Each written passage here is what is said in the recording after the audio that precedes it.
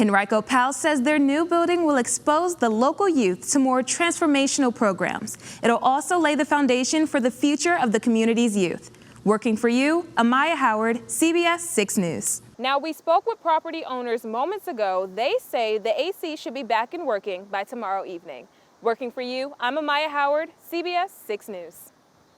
A deal struck between labor unions and railroads has helped keep the trains moving after it looked like workers might go on strike. But the deal isn't done yet, and there's still the possibility of a strike here in Virginia. As a former marching band student, she says she had Andrew Sneed as an instructor from 6th grade until she graduated in 2021. Watching the news Thursday night, she says she was shocked to see his mugshot on the screen, sending shockwaves through the marching band community. With temperatures reaching high 90s for the past several days, residents at Churchill House Apartments say they just can't take it anymore. They say living with no AC has been an absolute nightmare. A nonprofit organization has a new place to call home. The Henrico Police Athletic League plans to provide safe and structured activities for the county's youth. The park will initially be open from Wednesday to Sunday with hours varying, and all ages are welcome before 7 p.m. After 7, 21 and up is only allowed in the venue. Try to have an unforgettable experience at the park. For VCU Insight in Richmond, I'm Amaiya Howard.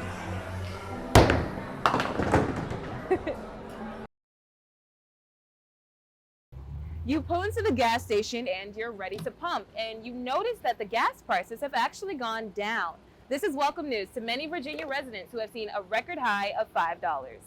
According to AAA, the national average in gas prices is $3.84. In Richmond, the cheapest gas station is $3.37, while the most expensive is $3.89. Crude oil is the single factor influencing gas prices, accounting for more than 50% of what we pay at the pump. To save even more money, check your local gas station to see if you can receive fuel points or rewards. For VCU News in Richmond, I'm Amaiya Howard. Tonight's game has 6 rounds with 3 questions each, with 1 halftime question and 1 final question. So to count along your table, that's 20 questions. It's trivia night here at Station 2 in Richmond. Richmond residents and VCU students come to Station 2 every Wednesday to play trivia night and hopefully place in the top 3.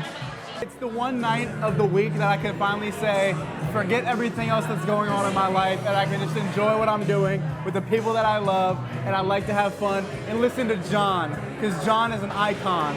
John is the host of Trivia Night at Station 2 and also hosts Trivia Night at Rockets Landing. John has been hosting Trivia Night at Station 2 for the past 3 years. And then I really like watching teams like tonight where the team went from 5th place to 1st place.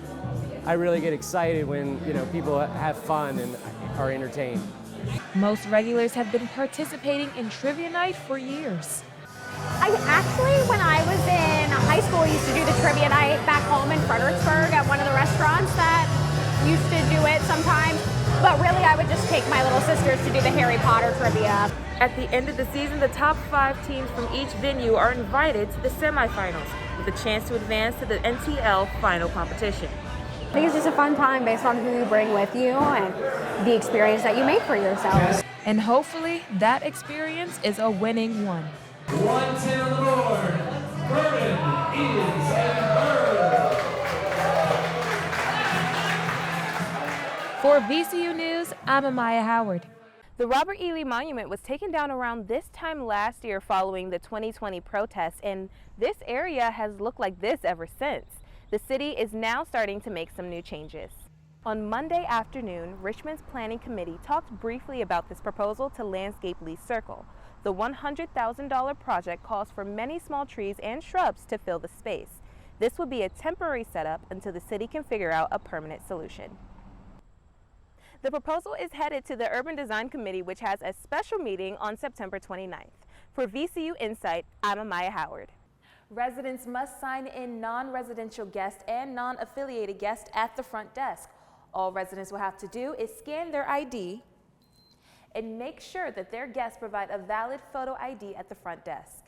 Gavin Roark, the executive director for Residential Life and Housing, says the COVID numbers really put a dent in their plans. We actually had an original conversation in November where we were going to lift it.